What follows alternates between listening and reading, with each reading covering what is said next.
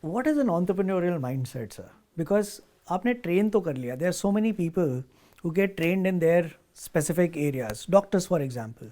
But not every doctor can become a good entrepreneur. What does it take to be a good entrepreneur so that you can run not just your practice, but you run an organization, an institution? Yeah, so the number one is your will to do much better.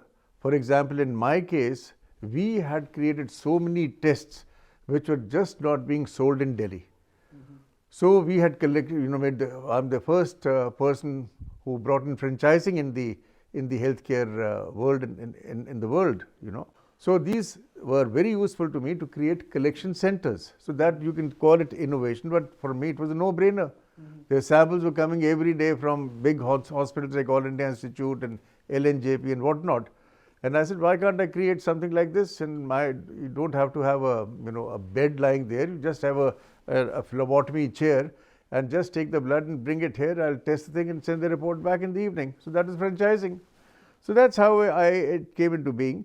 But answering your question, so once you know that you are good and your work is not reaching or what you're trying to do is not being helpful to majority of the people, what do? You look for more people. So the tests which we had created were just not enough for being sold in Delhi.